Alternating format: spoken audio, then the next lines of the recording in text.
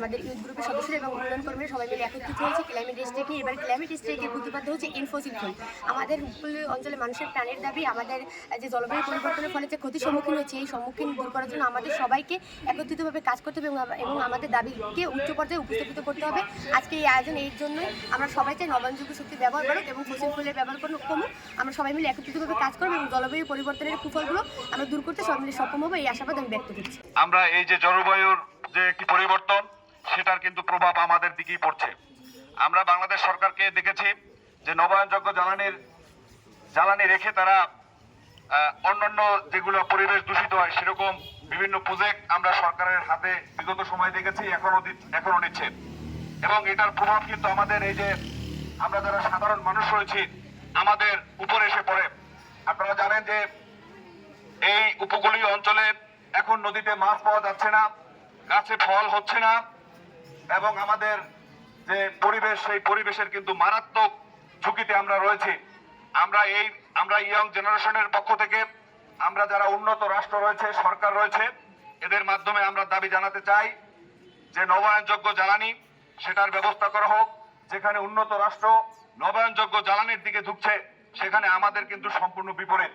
এই জন্য আজকের এখান থেকে বলতে চাই যে আমাদের যে গরিব রাষ্ট্রগুলি, আমাদের যে পরিবেশের ক্ষতি হচ্ছে, অবশ্যই এটার ক্ষতির দায়ভার উন্নত রাষ্ট্র যারা এই পরিবেশ দূষিত হওয়ার কারণ তাদের কি বহন করতে হবে। এবং আমাদের এই আজকের এখানে আমরা এসে দাঁড়িয়েছি, আমাদের যদি এরকম কোনো কিছু এখান থেকে সমাধান না হয় বা আমরা কোনো আশ্বাস না পাই বা কোনো কিছু না হয়, তাহলে অবশ্যই আমাদের এটা হয়তো আরো বড় পরিসরেও করা লাগতে পারে। দেশ হচ্ছে বাংলাদেশ। বাংলাদেশের উপকূলীয় অঞ্চল বা যেসব অ্যাগ্রো ইকোলজিক্যাল জোনগুলো আছে প্রত্যেকটা জোনই বাংলাদেশের ক্ষতিগ্রস্ত হচ্ছে। উপকূলের মানুষের জীবনযাত্রা, উপকূলের মানুষ জীবন জীবিকা প্রতিনিয়তই ঝুঁকির মুখে পড়ছে। আমরা অনেকেই হয়তো জানি না তালতলি পাথরঘাটার কৃষি ব্যবস্থায় ব্যাপক পরিবর্তন আসছে। লবণাক্ততা বাড়ছে, কৃষি কাজ করতে পারছে না, কৃষকরা অন্য পেশায় চলে যাচ্ছে।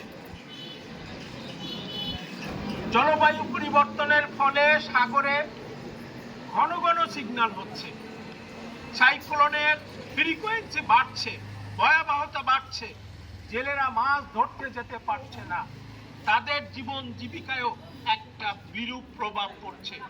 বক্তারা ইতিপূর্বেই বলেছেন যে জলবায়ু পরিবর্তনের জন্য দায়ী আমরা না, আমরা ক্ষতিগ্রস্ত মানুষ। তাহলে কারা দায়ী? উন্নত দেশগুলো হচ্ছে জলবায়ু পরিবর্তনের জন্য দায়ী।